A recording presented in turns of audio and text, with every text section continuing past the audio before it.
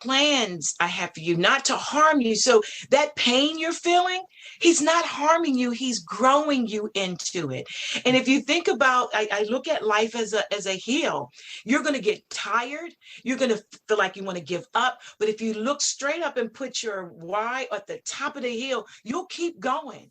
And your why may shift from each season of your life, but just keep moving. The plans I have for you, not to harm you. So when you're feeling that pain. Thank you so much for listening to this episode of Earrings Off. We want to invite you to subscribe, rate, and leave us a review. You can find us on Facebook at Earrings Off Podcast and on Instagram at The Earrings Off Podcast. Welcome to Earrings Off. I'm Lou. And I'm Teresa. Let's get started.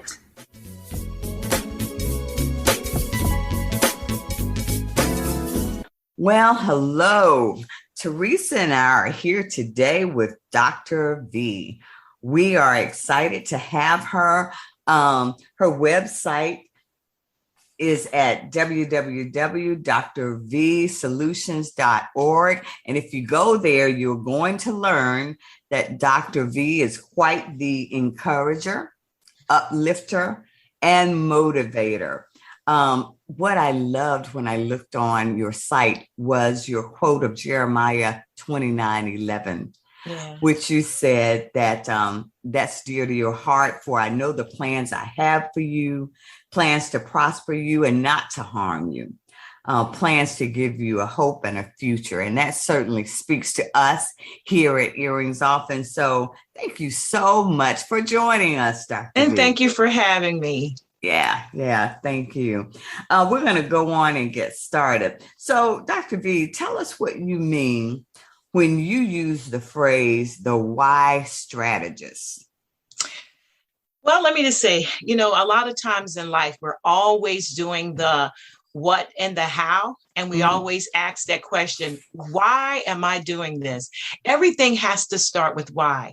So as the why strategist, I help individuals, businesses to start with why, whether they're, trying to figure out, should we continue this project? And I always get them, let's start with why. And if it's something personal, they go, why am I always ending up in this situation? Or I don't know what I want to do. Then I sit down and I strategize with them on the why part. So just strategizing the whys in our lives, whether it's personal or professional. Okay. Awesome. Your bio says that you've always been the person that people went to for advice, even from a young age. Can you share a bit about that experience growing up? What exactly did that look like?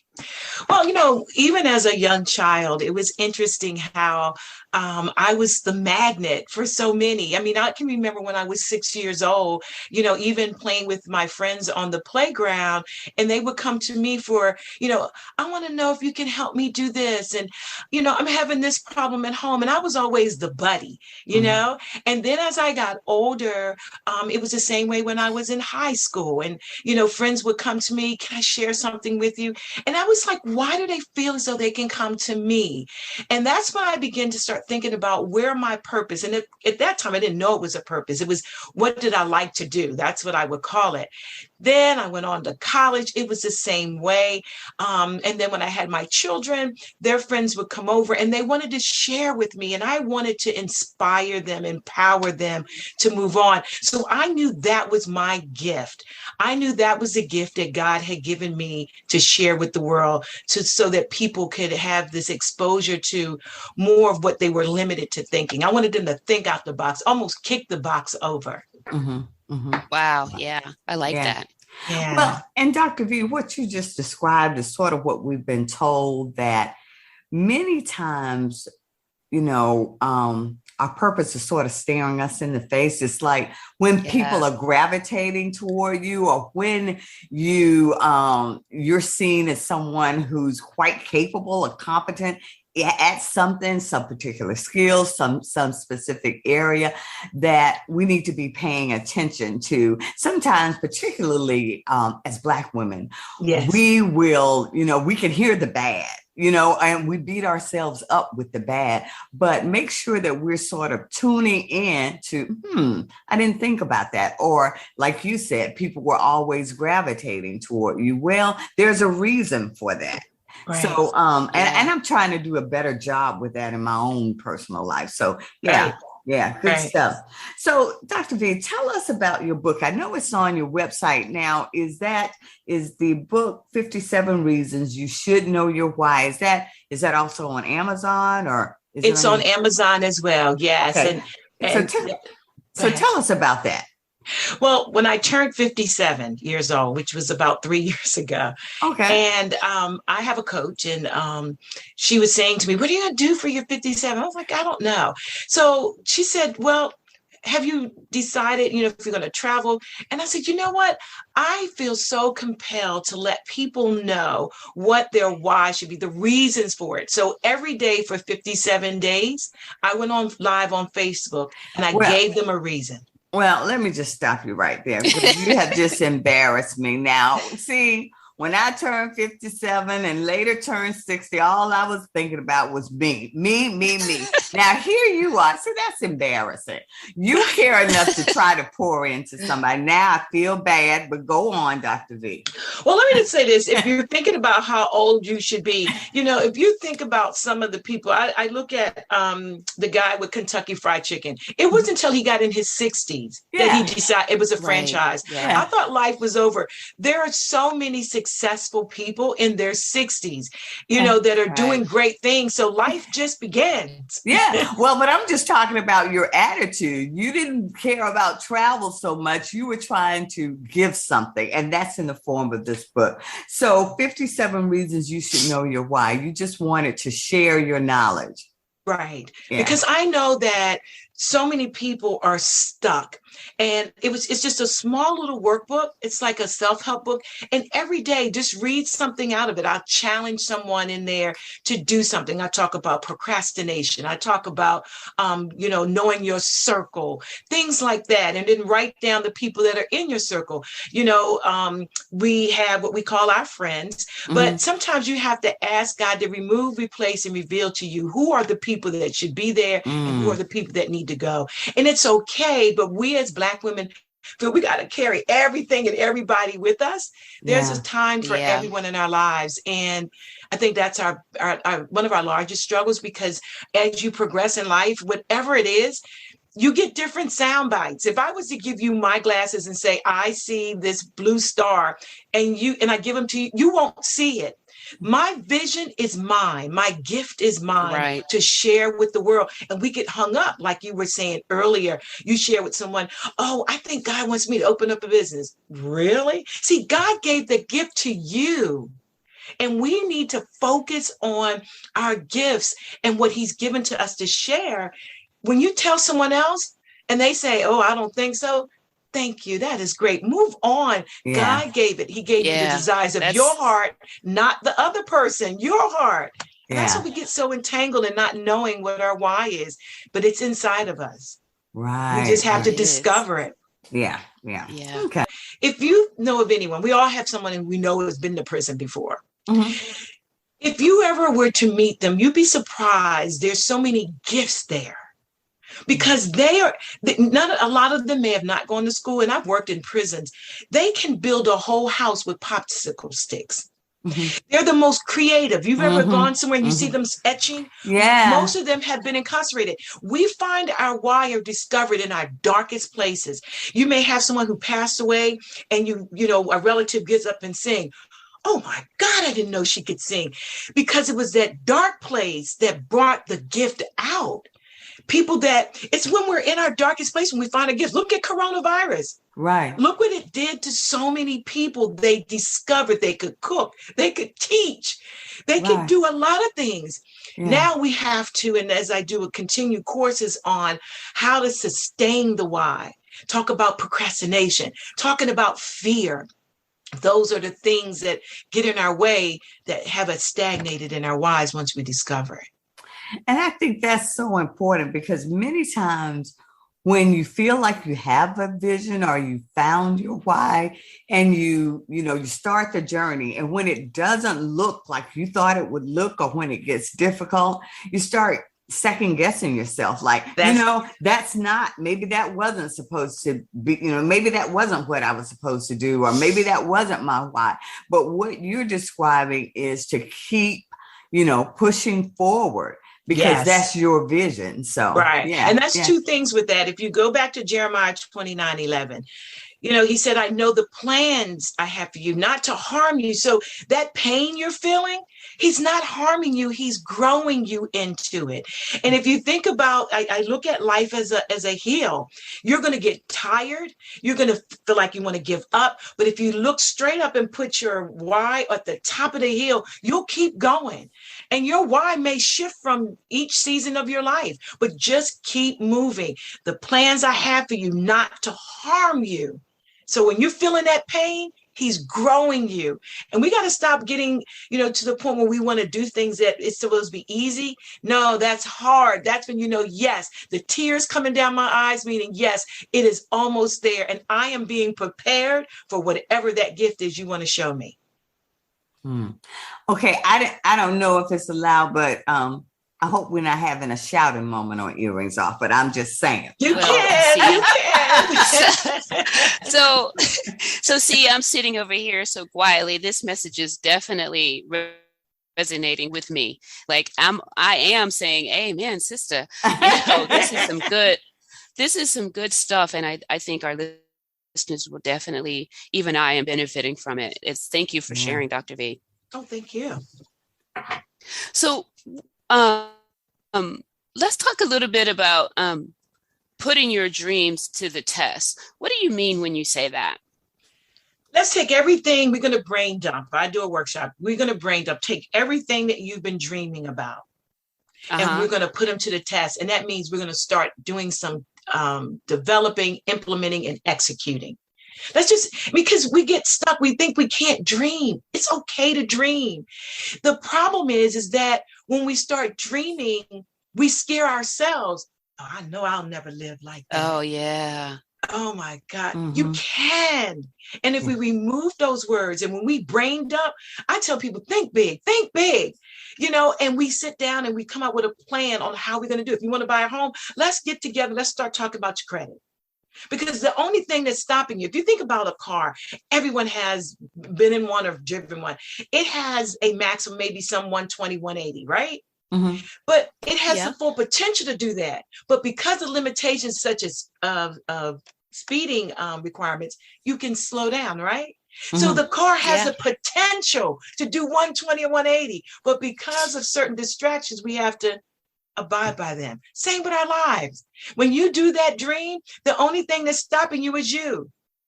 And I tell people, stop telling people your dreams if you feel as though they're going to, give you a nightmare. Yeah. Remember 29:11 with your dreams. He knows the plans and he will speak clearly to you. And some people, he's going to say, hey, Vanessa, this is wrong. No, he's going to show and he's going to start introducing you to people. Look at how I met you. I've known Dr. Robinson when we were working together years ago. Yeah. And so you see the dreams and he will put people there. Yeah. And we just miss so many opportunities that way. So putting your dreams to the test, let's brain dump and let's get started. And I continue when I do now a lot of group coaching. Let's work together as a village. And, we share and bounce off of each other. Mary may be feeling discouraged. And then Helen may say, well, listen, I know this person. See, group coaching is good because there's a lot of resources there. Yes, absolutely. So putting your dreams to the test is just what it means. We got to take that brain dump, take those dreams out and work on them one by one. Yeah. Wow. I love that. Yes. Something you said reminded me of a thing that my mom used to say to me. Like, if you tell people what street your parade is on, they will rain on it. When you that is true. That is a true statement. When it comes to discouraging friends, friends who discourage rather than encourage you. Yeah. When you share your dreams.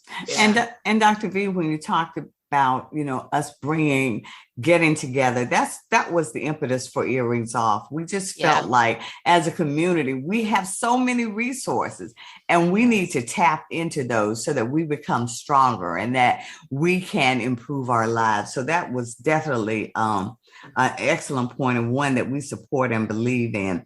But Dr. B, can you tell us about your defining moment and how that defining time clarified your purpose? Well, I don't know if you go to the website, you'll see back in 2012, my son was murdered. And I saw and that. it's interesting that, I have sorry. two business. Yes, thank you.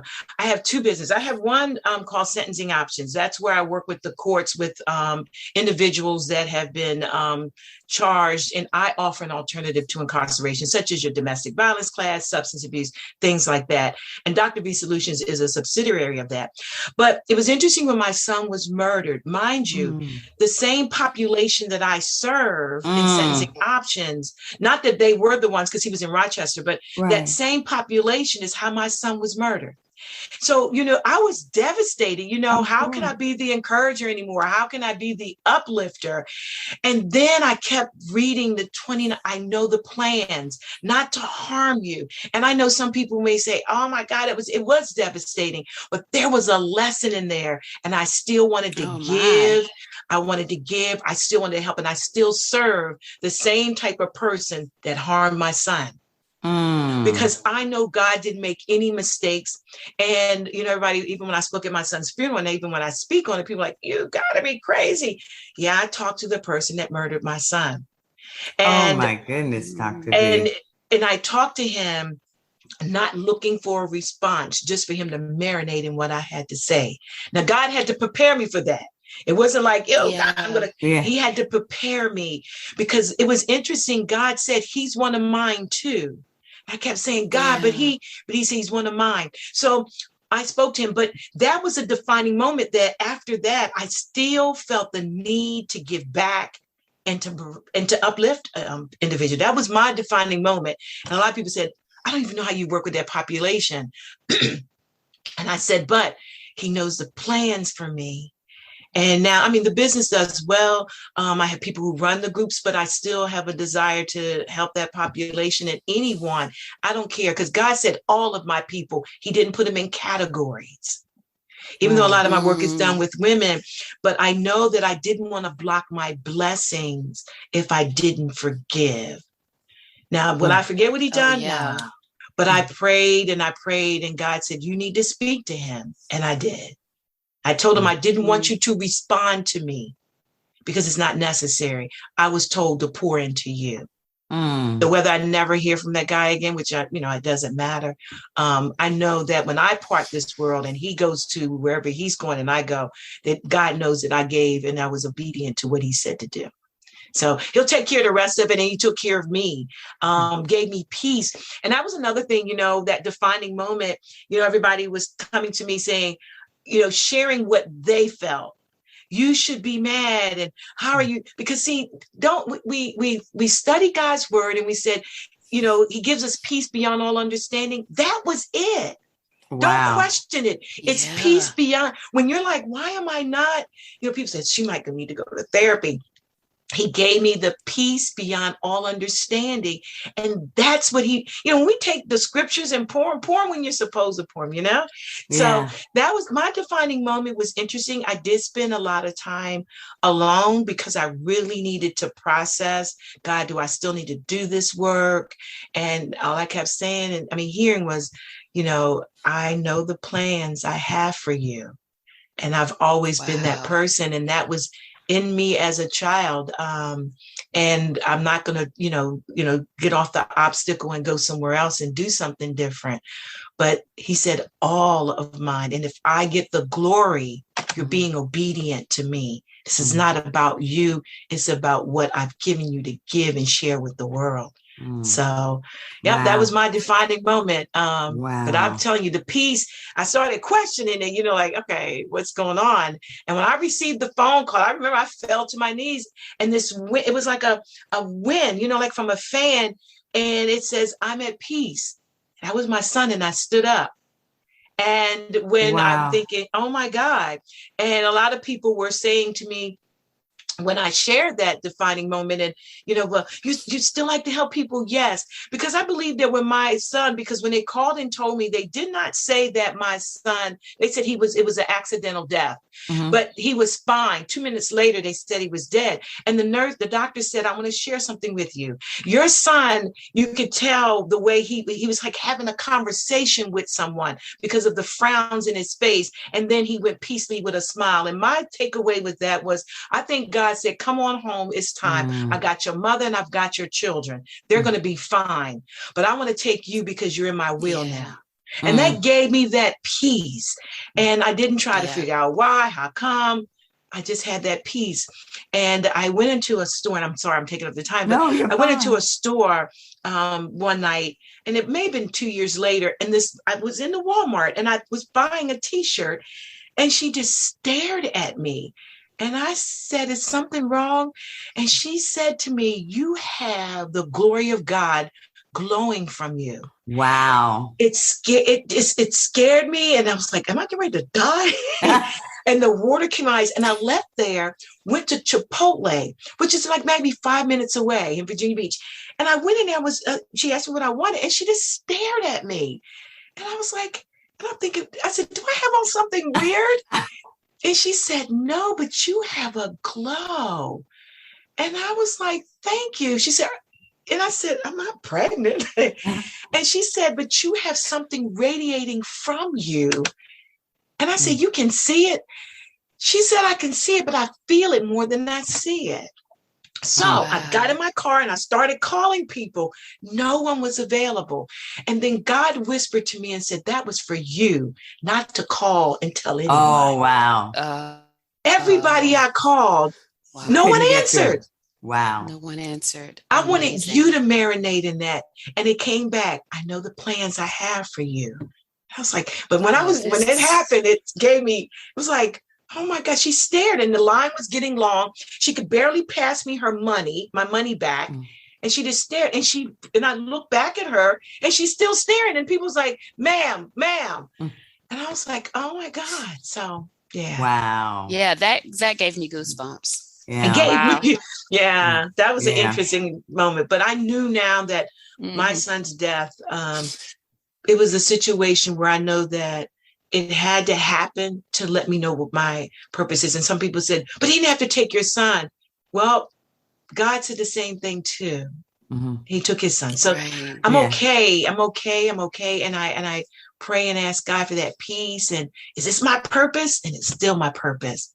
Wow. I'll talk to anybody, crackhead, drug addict, a woman that's not doing well, single parent, wealthy lady. I talk to them all because I know that there's a gift in everyone. Sometimes it just needs to be talked to. That's all.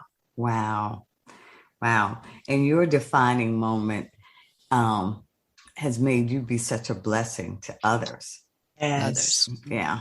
So thank you for that. And sometimes I think my son is on my shoulders. Because even when he was growing up and when they had his viewing, all the young men, that was like, if it wasn't for Ryan, I wouldn't have accepted Christ. If it wasn't for Ryan, I would not have been in this situation. It was him who showed me love, who showed me the way to Christ. So, in his younger life, when he called me in April 2012, he said, Mom, guess what? He said, God told me I'm going to be a minister. And I kind of chuckled. I was like, whoa, wow, okay. And he said, I'm going to win souls to Christ. But I didn't know at his funeral that it was like over 13 people accepted Christ. Was that the ministry? So it was just such a profound moment. And all those young people came up. So sometimes, God has his interesting way of showing us things. Yes, that was painful, but sometimes God moves in ways, and I don't question. I just say, God, give me the strength to get through whatever it is. And when I seen all those young people go up, the tears, the joy, because that was what my son told me in April, that he was going to lead all those young people to Christ. Yes. And as you're talking, Dr. V, what I keep hearing is just that all things work together for the good, for those that love the Lord. Yes. And Yeah. Yeah. So And when thank they happen, it's okay to marinate. Yes, you're going to be hurt. You're going to be disappointed, whatever it is. But as you said, God knows. And if we believe in him during the hardest times of our lives, yeah. even Yeah. when things start to Yeah. disappear and it's like, oh my God. And he Yeah. says, I got you. The footprints in the sand, reflect on that. I'm carrying you. It's like, Yeah. okay, Right. okay. Yeah. Yeah. Yeah. Yeah. Mm-hmm. Good Okay. stuff. Thank you. Really good stuff. Thank you for sharing. Mm. Dr. V, earlier you mentioned that you're being coached, Yes. Yes. and you most definitely are a coach. Mm-hmm. So Yes. can you share some of the benefits of being coached? Well, it helps to keep you on track. It helps to give birth. It births all the dreams, all the challenges you may have, and it helps you to strategize in so many ways. Everyone should have a coach of some type. If it's an executive coach, if you're in business, I just took on a new business at my job, and I have a coach for that. So I have different coaches, Oh, and then wow. yes, I do, and then I have my life coach. And then I have one who coaches me through my coaching, if that makes Mm-hmm. sense. Mm-hmm. And so they all have different Yeah. areas in my life. My life coach is really dear to my heart. So I think everyone should have a coach. You don't have to have them for all your life. It's just when you get stuck, just reach out, find a coach to work with you. And one of the things, some people will say, well, it costs money. If you don't invest in yourself, then how can you want someone to, if you want to offer something to someone? Yes, okay, people will say prices are high, and they are when you go to purchase a lot of things. But, invest in yourself, even at work. If my job cannot give me the professional development that I need, I don't sit there and complain. I go get it myself. There's a lot of free things. I may see someone offering something at a very low price. I will go and develop myself. I will not let someone be responsible for my development. That's I'm right. not responsible how I got here, but I'm responsible how I get to where I want to go. Right. So I Right. tell people that all the time, even at work, go, oh, Dr. V, can I go to this training? And if I don't have it in the budget, I may say to them, well, let's explore this. Let's try to find someone that's offering at a lower price. Yeah. Everybody needs a coach. And especially if you're trying to be an entrepreneur, you can't do it by yourself. Yeah. You need a village. You need a village of people to help you. I'm in a coaching program right now with a young lady. She's awesome, and telling you how to start your business, what you should be doing, where you get stuck. And people are at different places, but that's how she does her coaching. And it's awesome. Everybody should have a coach, and even, when people come to me for their life coaching, there are different points in their life. They're tired. They keep running into the same old guy, which is the same man, really. But so it's time to tap into, it's not therapy. Why am I attracting who I'm attracting? What am I afraid of? Why do I feel I'm not better or worth or even worthy of getting someone who's nice? Why do I feel I'm not worthy of the job that I really want to go after? What are those fears? So that's what coaching is really for, to help with the what ifs and stop doing the what and the how and start with why you're doing it. And the why is what keeps you moving. And then after that, you're done with your coaching. You run into another jam, you pick up the phone and you call a coach and say, hey, I need this, for another 3 months. Can you help me through it? Wow. Okay. Oh, amazing. Great. Thank you. So, Dr. V, so what advice can you offer to women who want to start a business or who want to be an entrepreneur? What would you say to them? Just do it. That's fine. But write it down. And I tell people, find people, start studying people who's doing what you want to do. Okay. If you know people, if you want to be a podcaster, go out and look and research people that are doing podcasting. Follow them and start looking at what they do or hearing what they're doing. And then find the gaps in what they're not doing. So you don't sell what it is you do. You're selling them the strategy of how to do it. So if you're going to be, look at John Maxwell. He doesn't sell leadership. He sells you the steps to being a successful leader. That's what makes you different. And you just jump out there and just start doing it and circle yourself around people who are going where you want to go. We get stuck and start hanging around people who are naysayers. No, Right. you're not going to go anywhere. So you start there, researching who it is that you want to, what it is you want to do and who's doing it. And then you start writing down, what is it that I need? And sometimes you may have to barter. I tell people, you may find somebody you're not good at, I don't know, computers, but yet you can do something for them. So you barter, and that's how you begin to build your team. Right. And that, we feel that we got to have everything and be perfect. No. I'm doing a anthology with Les Brown, and we were on training with him last night. And someone was saying that they want to, they said, well, I don't speak like you, Les. And Les said, but you're not me. He said, Dr. B told you and made it very clear. You do what God has given you to stop being someone else and be yourself. Everybody has a voice. This may not be Les Brown's voice. As he tell you, maybe Brown was the one who helped develop him, but we have to really do and start thinking about what it is, because everybody, we got something we want to do. Look at, I keep going back to COVID. So many people birthed businesses during COVID. They did. I'm telling you. Now, the challenge is, I would like to go back and see if they're still doing them.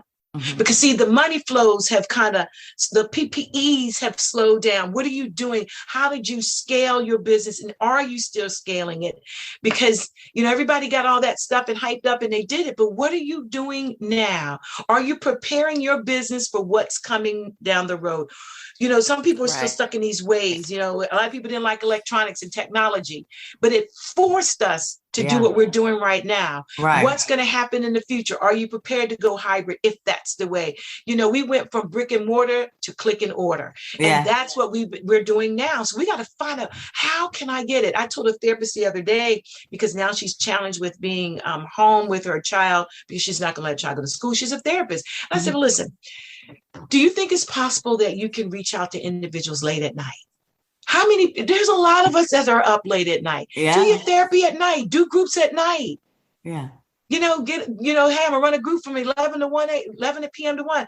Who's going to come? You'd be surprised. If you're ever up on social media, I'm getting ready to do a Facebook group. It'll be free that I want to, I'm not sure what I'm going to call it. I think I'm going to call it Girl, We Got This, where people can go in and put messages for women. And at night, just go in and pull a message out.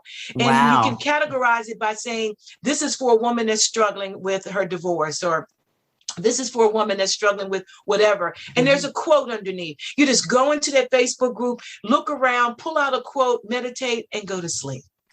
Because it's like, we've got to start finding ways to empower each other. Motivation is good, but that's a feeling, and feelings go away. Empowerment keeps you going. And that's what I like to do, empower women. Motivation is good. You go to church like, oh my God, walk out. It's like, okay.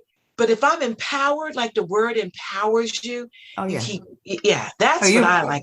If you're empowered, you're transformed. You're changed. That is it. Exactly. Motivation just gets me with my eyes and my hair messed up for a minute. But empowerment keeps me going. Yes, it does. Yes. Wow. So we've reached this conversation has been just great. I'm just not even looking forward to it. The ending, but just want to ask you about when meeting with clients, can you share with us what they can expect during that first session?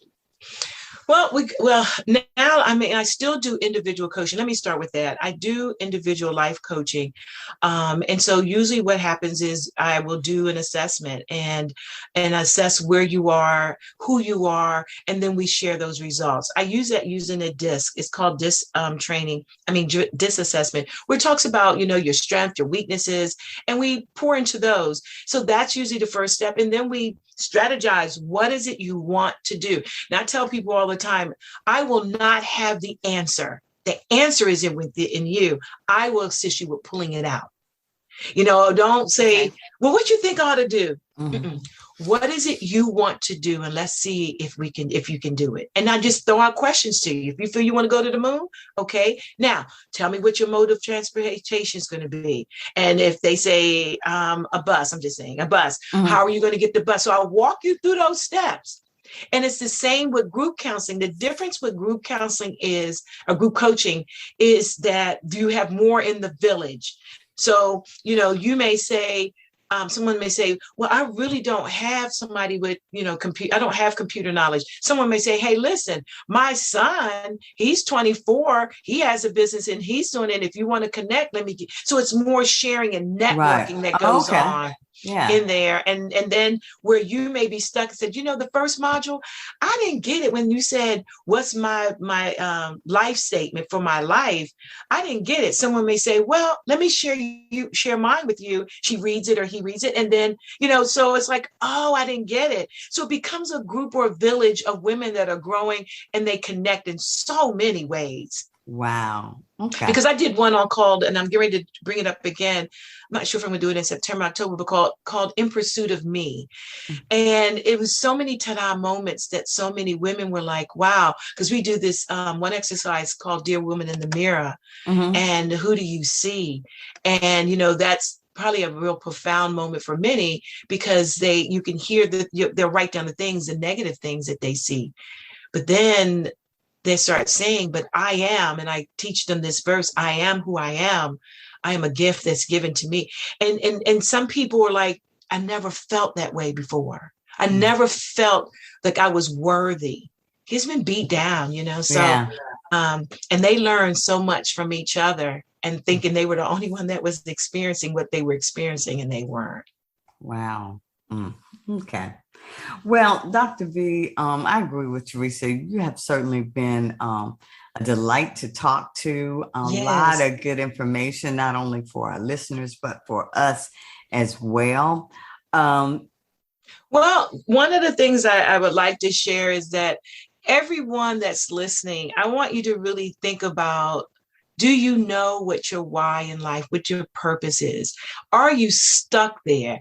And if you are, I want you to feel free to reach out. You can reach out to me at Dr. V, it's drvsolutions.org. And I do a free consultation with you, and you can see if this is something you want to do. But to walk you through, I keep hearing people say that this is the year of the woman. But I would say I want every year to be of the woman. We still got a lot of battles to fight. Oh, yeah. So, I'm here. If I can advise you in any way, just reach out. If you're interested in purchasing my book, if you want an autograph copy, just go to the drvsolutions.org, or you can go to Amazon and it's there. So I just think that everybody needs to know their why, and don't get stuck on saying, oh, I don't think I can do it. Those are distractions to keep you away from what it is you want to do. And when you start feeling that hunger in your stomach for it, it keeps happening. It's for you. And God is like, what you want me to do? Stand on my head? He will show you. And, we may have a tendency to hang around or be around a supportive people who are not supporting of what it is we want to do. It's okay. It doesn't mean you don't like them.